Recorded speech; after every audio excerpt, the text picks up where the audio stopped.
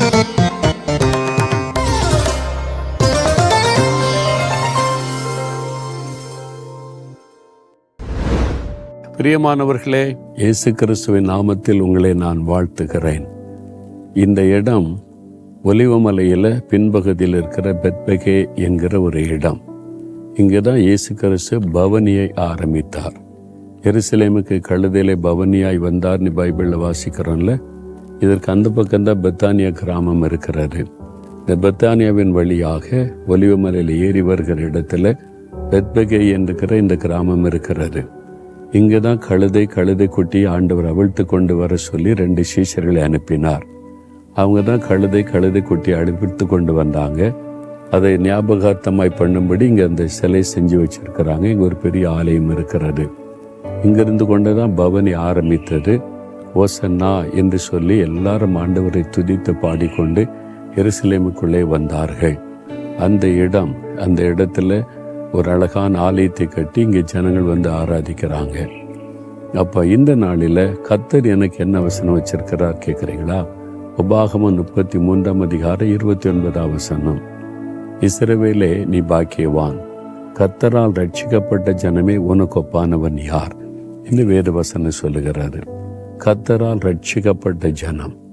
அப்போ யார் பாக்கியவான்கள், ஆசீர்வதிக்கப்பட்டவர்கள் அப்படின்னு சொன்னால் கர்த்தரால் ரட்சிக்கப்பட்டவர்கள். கர்த்தரை நான் விசுவாசிக்கிறேன்னு சொல்லலாம், கர்த்தரை நான் நேசிக்கிறேன் என்று சொல்லலாம், நல்லது. அது மாத்திரம் போதாது, அவரால் ரட்சிக்கப்பட்ட ஒரு அனுபவம் நமக்கு இருக்கணும். அப்படின்னா யோவான் 1:12 வசனத்தில் இயேசு கிறிஸ்துவின் நாமத்தின் மேல் விசுவாசம் உள்ளவர்களாய் அவரை உள்ளத்தில் ஏற்றுக்கொண்டவர்கள் தான் தேவனுடைய பிள்ளைகள் என்கிற ரட்சிப்பை பெற்றவர்கள்.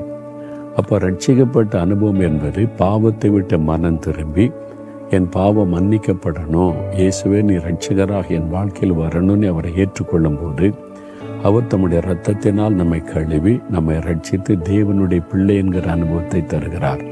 அவங்க தான் ஆசீர்வதிக்கப்பட்டவங்க, அவங்க தான் பாக்கியவான்கள் என்று வேதம் சொல்லுகிறது.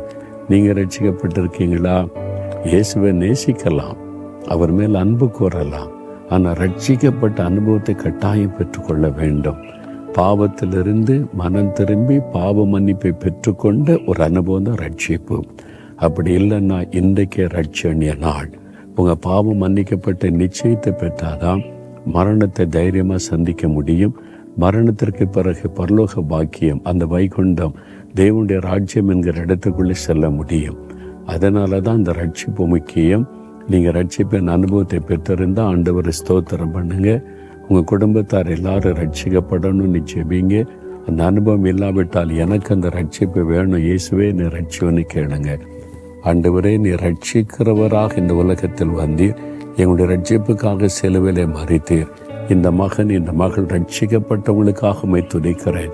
ரட்சிக்கப்படாதவர்கள் இந்த அனுபவத்தை பெற்றுக்கொள்ள வேண்டும் என்று ஜெபிக்கிறேன். கட்டாயம் இன்றைக்கு அந்த அனுபவத்தை பெற்றுக்கொள்ள கிருபை தாரும். இயேசுவின் நாமத்தில் ஜெபிக்கிறேன். ஆமேன், ஆமேன்.